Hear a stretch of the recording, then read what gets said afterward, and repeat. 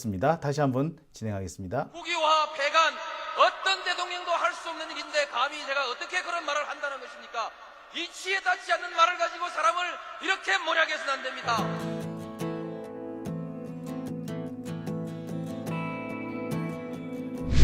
기나긴 밤이었거든 압제의 밤이었거든 사랑이 한몸 썩어져 이 붉은 사나에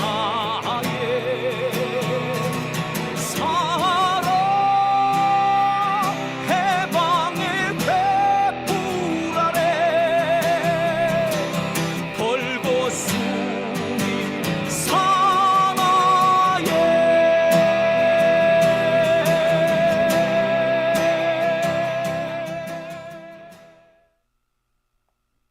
네, 요즘 저도 이것저것 실수를 많이 하는데 예, 이 방송 장비까지 이렇게 자꾸 속을 썩이네요. 아우 참, 민망해라. 예, 자, 방송 장비가 조금 운영이 고르지 못했습니다. 참 제가 이렇게 이 스튜디오를 좀 옮기고 난 다음에 계속해서 이런 일이 생겨서 아우 좀 죄송스럽기도 하네요. 예. 자, 다시 한번 제가 내일 다시 한번 정비를 해서요. 문제가 생기지 않도록 다시 한번 점검 다시 한번 해보겠습니다. 매일같이 출발 전에 점검을 하는데 꼭 이런 일이 생기네요. 예, 괜찮습니다. 라고 하셨네요. 이것도 재밌다고 하시는 조수님, 아유, 감사합니다. 예. 이놀님께서는 하루에 한 건이라고 하셨네요. 하루에 한 건입니다. 참. 땀이 쪽쪽 빠지네요. 죄송합니다. 예, 오밤중의 뉴스 함께하고 계십니다. 자, 그러면 두 번째 주제로 한번 넘어가 볼까요? 자, 제가 준비한 두 번째 주제는요, 이재명 대표에 대한 암살 미수 사건, 이 수사에 대한 얘기, 이 수사 관련된 얘기를 좀 해볼까 합니다. 자, 이재명 대표에 대한 암살 미수 사건, 정말 우리 많은 사람들의 가슴을 철렁 떨어뜨리게 만들었던 바로 그런 사건이지요. 자, 그런데 많은 국민들을 놀라게 했고 절대 있어서는 안 되는 일이 벌어졌다라고 하면서도 경찰 수사 상황을 가만히 보면 얘들이 정말 수사를 하겠다는 건지 말겠다는 건지 참 이해가 되지 않는 대목이 있습니다. 얘들 일부러 이러는 거 아니야? 일부러 사건의 진상을 은폐하고 시민들의 눈을 속이겠다. 뭐 이런 짓을 하는 게 아닌가라는 의구심 지울 수가 없어요. 이재명 대표에 대한 수사가 이재명 대표의 대장동 관련 수사는 얼마나 탈탈 털었습니까? 조국 전 장관에 대해서 얼마나 털었어요? 송영길 전 대표에 대해서 얼마나 이렇게 탈탈 털었습니까? 그런데 이 천인공노할 테러범에 대해서는 어정쩡하게 수사를 합니다. 포렌식 결과도 나오기도 전에, 계좌 추적도 제대로 하기 전에 단독범이다 라는 식의 결론을 미리 내려놓고 있죠. 당연히 부실 수사라는 등 은폐 조작이라는 등 이런 의혹이 제기될 수밖에 없습니다. 장용진 TV에서도 바로 어제 정말 석연치 않은 부분이 많다라고 여러분들한테 소개를 드렸죠. 그래서 그럴까요? 지금 갑자기 오늘 그동안 없다라고 하던 조력자, 이 테러 조력자가 등장했습니다. 오늘 정청래 의원이 민주당 최고위원회에서 발언을 했어요. 경찰의 부실 수사, 이 정말 너무하다.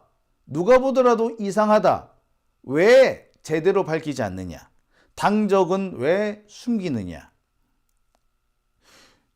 어떤 사람을 만났고 그 사람이 누구와 통화를 했으며 평소 누구로부터 금전적인 지원을 받진 않았는지, 이런 부분에 대해서 전혀 수사를 하지 않고 있다는 지적을 합니다. 아니, 가게 월세를 낼 수 없을 정도로 심각한 상황에 처해 있으면 글쎄요, 그런 사람이 장사를 안 하고 부산까지 와가지고 테러를 한다. 그럼 그 사람 그 돈은 어디서 났죠? 가게세도 내지 못할 정도인데. 의문이 한두 가지가 아니거든요. 근데 이 부분에 대해서 경찰이 전혀 밝히려고 하지 않고 있다는 게 사실 제일 큰 문제입니다. 그러니까 부실 수사라는 의혹이 나오는 거죠. 정청래 대표는 이렇게 얘기를 합니다. 이런 사건이 발생하면 보통 경찰은 모든 가능성을 열어놓고 성형 없이 한 줌 의혹 없이 철저하게 수사해서 진상을 밝히겠다라고 다짐하지 않느냐. 근데 이번에는 왜 많은 가능성을 미리 닫아놓고 수사를 하는 것 같은지 모르겠다. 의심이 든다. 그러면서 왜 하필 1cm인지 1.4cm인지 열상인지 자상인지 자창인지 이런 것에 대해서만 집중을 하고 있고 8쪽짜리 변명문은 왜 공개하지 않으며 당적 미공개는 왜 진행이 되고 있느냐. 그리고 왜 일부분만 공개를 안 할 거면 아예 하지 말든가 왜 일부분만 선별적으로 돌아다니게 하느냐. 계좌 추적 결과 휴대전화 포렌식 수사가 채 끝나기도 전에 단독범으로 단정 짓는 이유는 무엇이냐. 조목조목 짚었습니다. 자, 여기서 일단 이 정청래 의원의 발언부터 좀 들어보도록 하겠습니다. 정청래 의원은 오늘 최고위원회 자리에서 이런 발언을 했습니다. 제1야당 이재명 대표에 대한 정치 테러 수사 철저히 하라. 새벽도 제1야당 대표에 대한 살인 미수범의 정치 테러로 전 국민이 놀라고 가슴을 쓸어내렸습니다. 그 충격이 아직 가시지 않고 있습니다. 민주당은 테러 발생 즉시 이는 민주주의에 대한 야만적인 위협이고 테러임을 분명히 하고 수사당국은 한 점 의혹 없이 철저히 수사하라고 강력하게 촉구한 바 있습니다. 이런 사건이 발생하면 보통 경찰은 모든 가능성을 열어놓고 성역 없이 한 점 의혹 없이 철저히 수사해 진상을 밝히겠다고 다짐하곤 했습니다. 그런데 이번에는 왠지 많은 가능성을 닫아놓고 수사하는 것은 아닌지 하는 의심이 듭니다. 지금까지 경찰 수사는 어떠했는가? 혹시 축소, 은폐하려고 하는 것은 아닌지 많은 의문점을 갖게 합니다. 경찰은 수사 과정에서 취득한 정보를 선별적으로 흘려서 사건이 이상한 방향으로 흘러가게 해서는 안 됩니다. 지금까지 드러난 문제점을 짚어봅니다. 우선 선택적 수사와 선입견을 배제해야 합니다. 사건 발생 초기 1cm 열상이란 보도가 어떻게 흘러나왔는지 그 출처가 어디인지 밝히고 책임을 물어야 합니다. 양날의 날카로운 검으로 체중을 실어 찌른 살인 미수에 해당하는 상처를 어떻게 1cm 열상으로 언론은 보도할 수 있었는가 하는 점을 밝혀야 합니다. 8쪽짜리 변명문도 전문이 공개되지 않고 선별적으로 몇 문장이 공개되어 떠돌아다니는 것도 매우 이상한 일입니다. 그렇다면 아예 전문을 공개해야 합니다. 가장 분노스러운 점은 핸드폰 포렌식, 통화 내역, 컴퓨터 검색, 조회, 계좌 추적 등도 철저히 하지 않은 상태에서 마치 단독 범행으로 공범은 없는 것처럼 확정적으로 보도된 언론이 있었습니다. 경찰의 선택적 정보 유출인지 언론의 섣부른 보도인지 철저히 이 점도 따져보아야 합니다. 문제의 벤츠 차량 이동 경위와 과정도 많은 의혹을 낳고 있습니다. 범인의 당적은 공개할 수 없다면서 차량을 태워준 사람이 이재명 지지자라는 점은 왜 또 공개해야 하는지 이 점도 의문이 많이 듭니다. 범인도 이재명 지지자로 위장해 접근해서 끔찍한 범행을 저지른 것 아닙니까? 당적 논란도 마찬가지입니다. 당적은 범행 동기와 관계가 있는 사항입니다. 기왕 언론에 보도된 것도 있으니 당적도 공개 못할 이유가 없습니다. 국민의 알 권리 차원에서 8쪽짜리 변명문도 당적도 공개되어야 합니다. 공개 못하는 이유가 궁색합니다. 윤석열 검찰 독재 정권은 그동안 이재명 대표에 대한 부당한 정치 수사 과정에서 경마식으로 피의 사실을 공표해 왔습니다. 이번 제1야당 살인 미수 테러 사건에서 범행 동기, 공범 여부, 범인의 이동 동선, 살해 계획 행위 등에 대해서 또는 주변 지인 관계 등 의문점에 대해서 오리무중입니다. 경찰은 한 점 의혹 없이 수사하고 선택적 수사가 아닌 모든 가능성을 열어놓고 수사하고 선택적, 선별적 수사 내용 흘리기를 한다면 그 후폭풍을 감당하기 어려울 것입니다. 앞서 지적한 모든 사항을 철저히 수사해 한 점 의혹 없이 밝히기 바랍니다. 사건 초기부터 가짜 칼, 가짜 피, 젓가락 등 가짜 뉴스에 의한 2차 가해 2차 테러에 대해서도 철저히 수사해 엄벌에 처해야 합니다. 앞으로 민주당은 당대표 정치 테러 대책위를 중심으로 강력하게 대처해 나갈 것입니다. 오늘 열리는 행안위에서부터 철저히 따져보겠습니다. 특검을 거부하는 자가 범인이듯이 이 테러 사건 내용에 대해서 축소 은폐하려는 자가 있다면 그것도 공범임을 자인하는 셈이 된다는 점을 분명히 밝힙니다. 네. 잘 들으셨죠? 정말 조목조목 잘 짚어주고 계신다는 생각이 드네요. 한편 속이 시원합니다. 근데 정말 우리가 이런 얘기를 이 정당의 이 최고위원회에서 들어야 되는 건가요? 이거 이렇게 지적을 안 하더라도 아니 이 정도는 경찰이 알아서 해야 되는 거 아닙니까? 왜 이런 의혹이 나오고 이런 지적이 나오도록 경찰이 하는지 모르겠어요. 결론을 정해놓고 끼워 맞추기식 수사를 하고 있지 않느냐라는 생각이 듭니다. 윤석열 정권에 유리한 거는 탈탈 털고 윤석열 정권에 불리한 것은 있는 것도 없는 것으로 숨겨버리는 게 지금의 상황 아닌가라는 생각이 들어요. 자, 참 화가 납니다. 예, 이런 일이 참 생긴다는 게 어처구니가 없어요. 자, 정청래 의원이 얘기를 한 부분 중에서 특히 제가 꼭 짚고 넘어가고 싶은 것이 1cm 열상 어쩌고 저쩌고 한 대목입니다. 아니 1cm가 중요한 게 아니죠. 칼 길이가 17cm였고요. 칼날 길이만 10cm가 넘는, 그래서 양쪽을 다 갈았더라고. 양날의 칼이었어요. 그 칼이 목을 향해서 들어왔고요. 예, 정말 머리카락 한 올 차이로 아슬아슬하게 동맥을 비껴갔습니다. 칼이 동맥에 찔렸다면 다들 상상하기도 싫은 아찔한 상황이 벌어졌을 거예요. 그런데 정작 중요한 그 대목에 대해서는 다들 침묵하면서 계속 1cm, 1cm 이것만 정말 열심히 떠버리지 않았습니까? 의사가 진찰조차 하기 전에 1cm부터 강조했던 그 경찰의 이 보도 태도, 경찰의 이런 언론 공보 태도, 공보 태도겠죠. 경찰이 1cm를 강조해서 보냈으니 언론이 그렇게 해서 받아 썼을 거 아니에요. 그렇죠?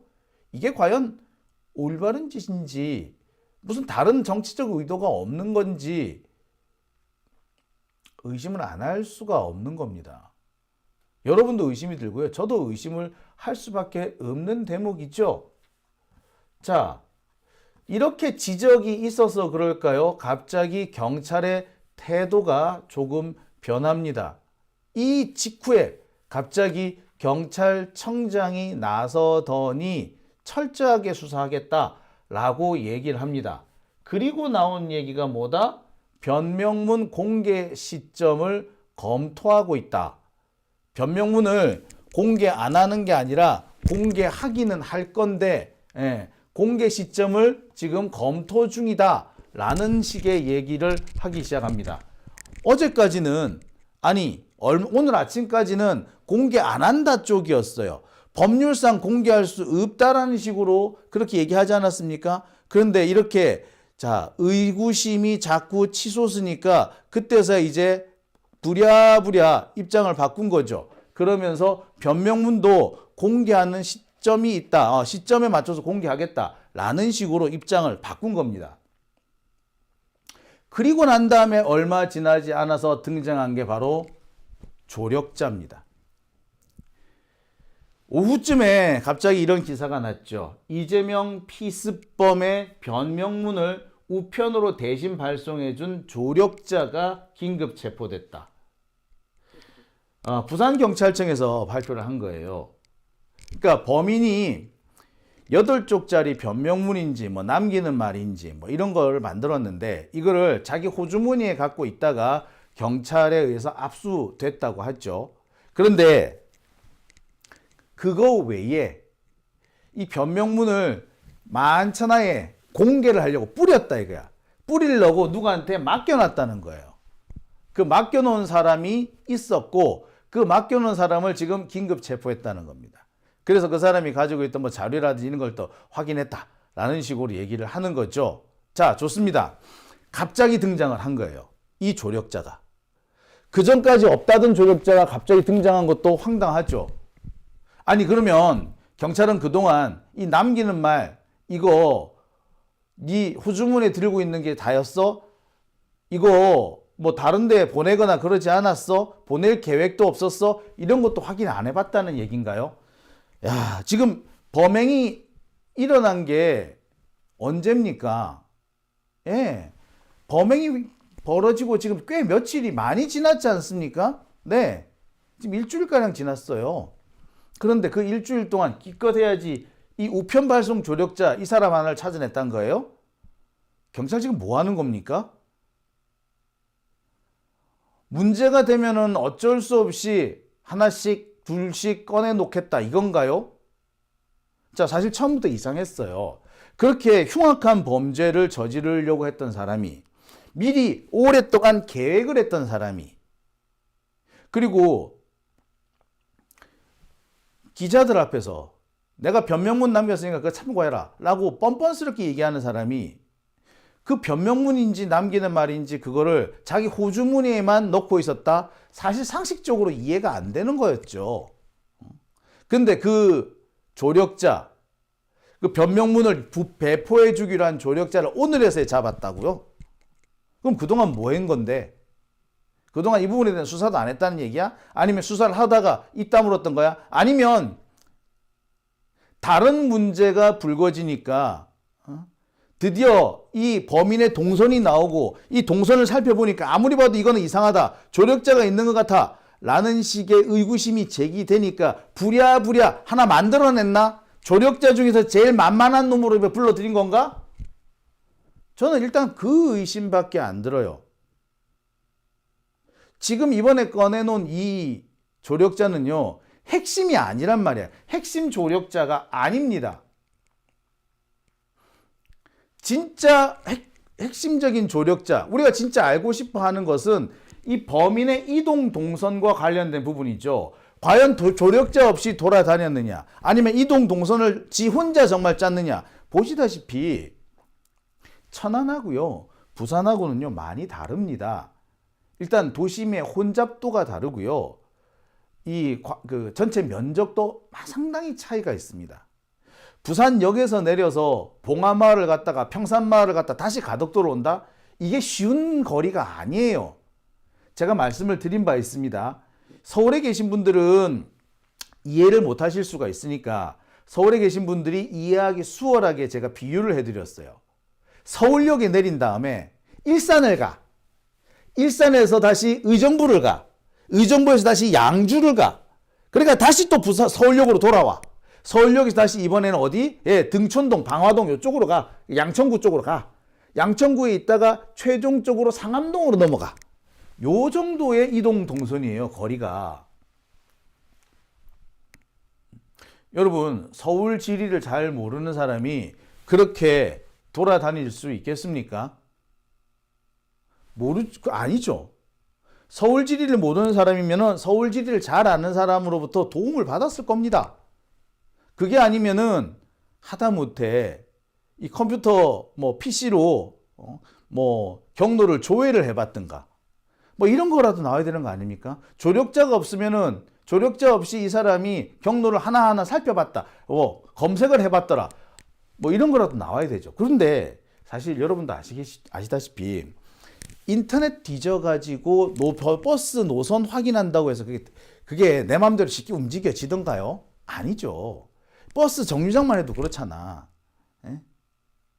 내가 타고 온 버스가 멈추는 정류장하고 내가 타야 될 버스가 멈추는 정류장하고 달라.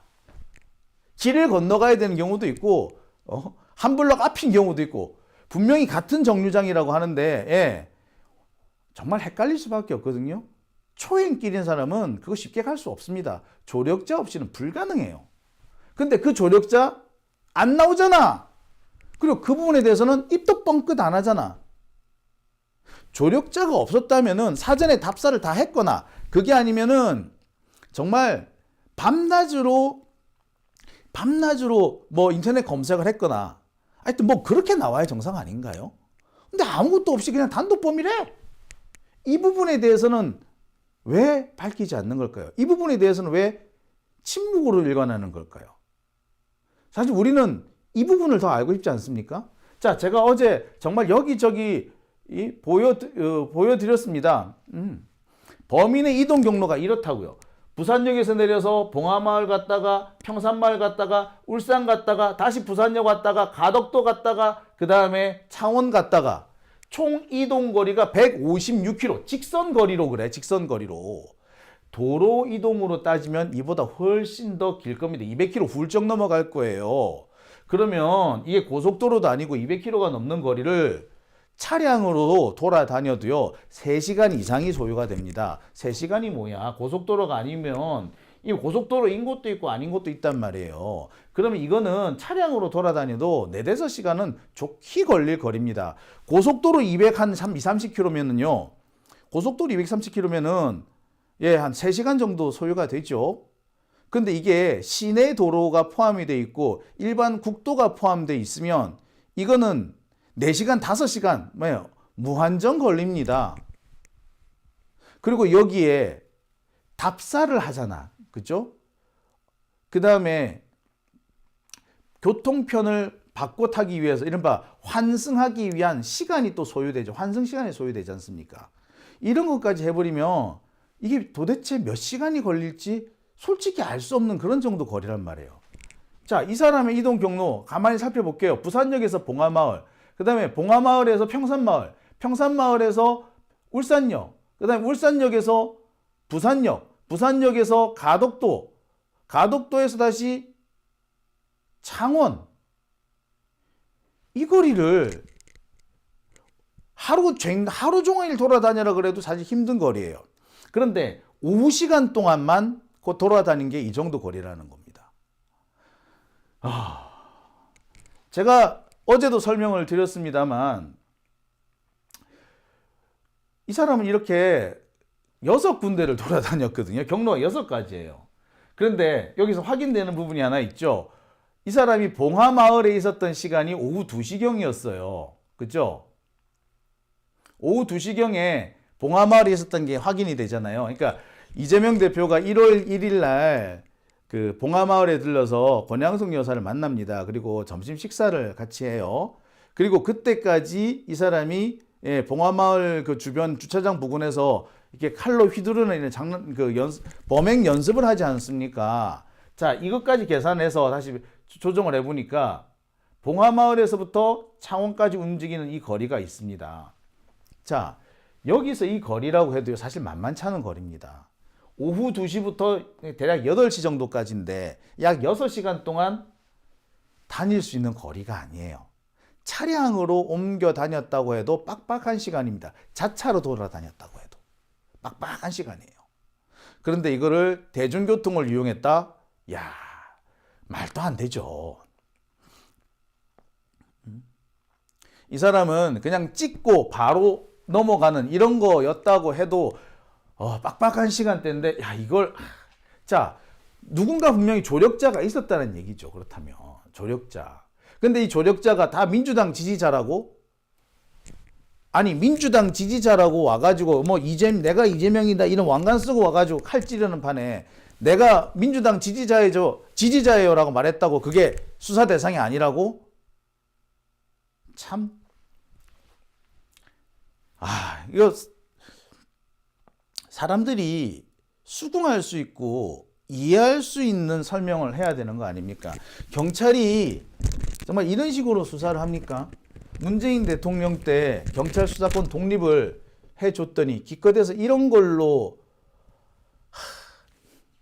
참 경찰도 보면 참 배은망덕하다라는 생각이 절로 듭니다. 예? 자, 제가 여러 차례 말씀을 드렸습니다. 가장 제가 의심스러운 부분은 봉하마을에서 평산마을까지 이 거리라고요. 자, 봉하마을에서 평산마을까지 이 거리는 직선 거리라면 사실 얼마 안 되는 거리입니다. 한 50km 정도 될까요? 하지만 버스 직통 노선이 없습니다. 버스를 4번 갈아타야 되고요. 그래서 소요 시간은 3시간 47분입니다. 3시간 47분. 이 시간대를 줄이지 못한다면요. 죽었다 깨나도 이 범인은 8시까지 창원에 못 들어갑니다. 밤 10시나 돼야 들어갈 수 있을 거야. 자, 근데 이 이동과 관련해서는 아직까지 확실하게 나온 게 없습니다. 누군가가 뭐 내가 태워줬다라고 제보한 사람이 있다는데 이 부분도 사실 좀 살펴봐야 돼요. 저는 아직까지 이 부분을 확인을 못 하겠습니다. 확실을 못 하겠어요.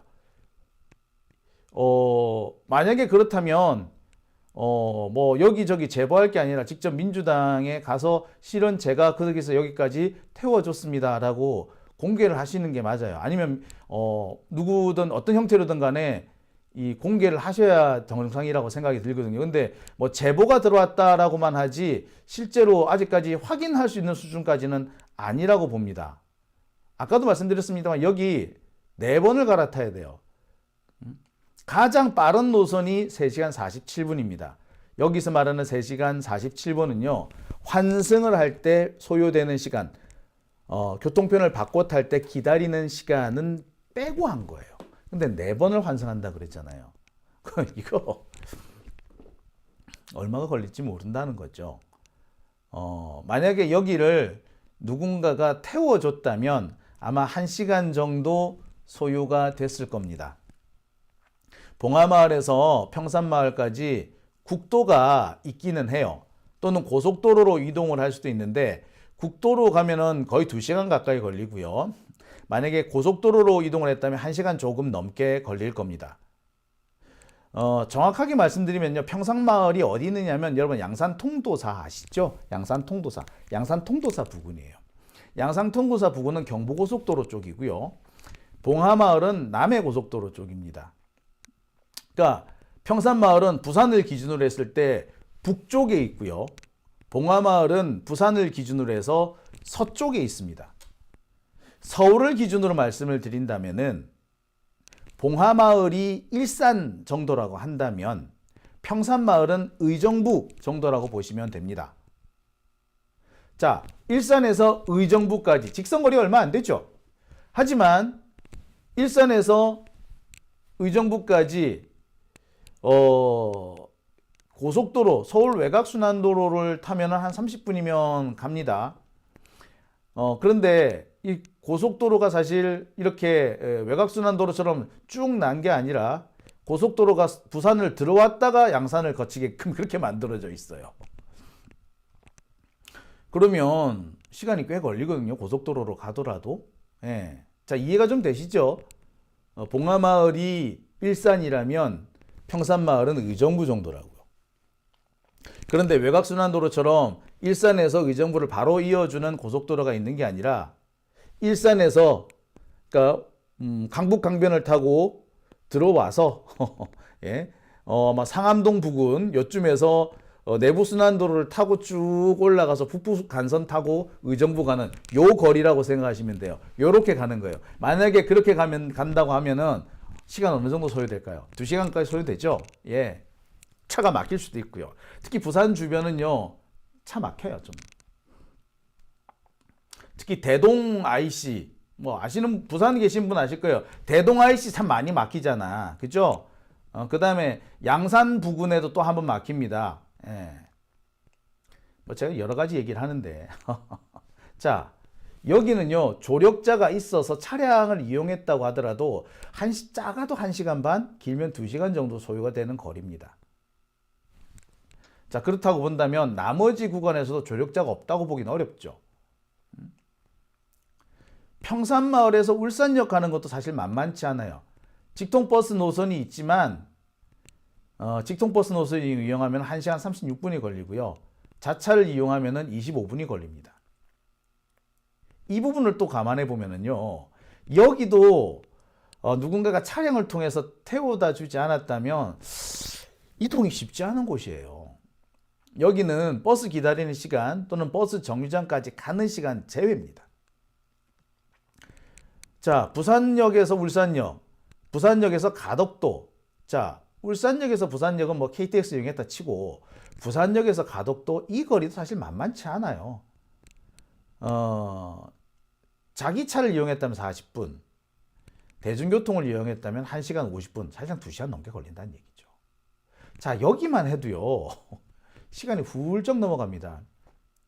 그러니까 이 사람이 답사까지 하고 뭐 이렇게 했다고 한다면, 적어도 이 사람이 3군데 이상 차량 지원을 받았다는 얘기입니다. 자, 바로 이 장면 여러분 제가 몇 번을 보여드렸습니다. 바로 이 장면. 이 시간이 바로 7시 55분인데요.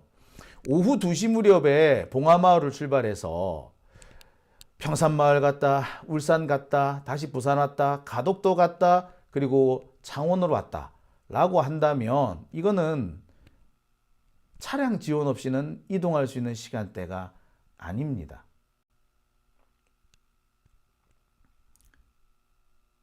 가덕도에서 창원 용원동까지 이 거리는 차량을 이용한다면 20분이면 갑니다.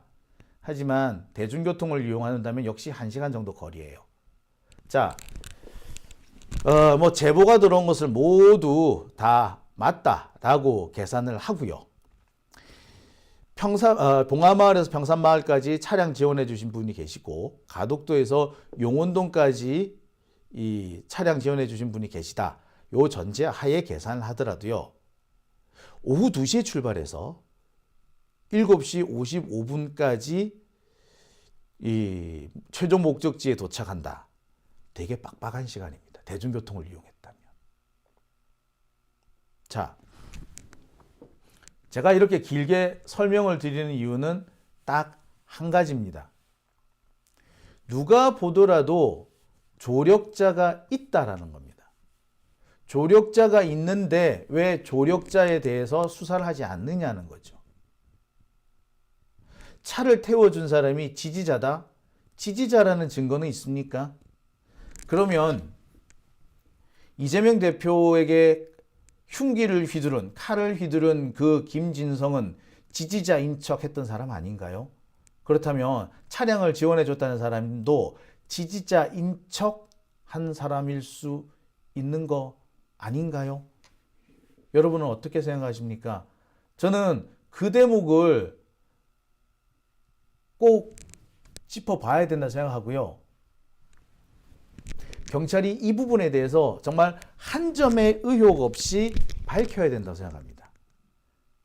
이걸 밝히지 않고 괜히 엉뚱하게 뭐 변명문 대신 뿌려주기로 했다? 그런 사람 그걸로 퉁치려고 하지 마세요. 안 속습니다. 경찰은 손바닥으로 하늘을 가리려 해서는 안 될 겁니다.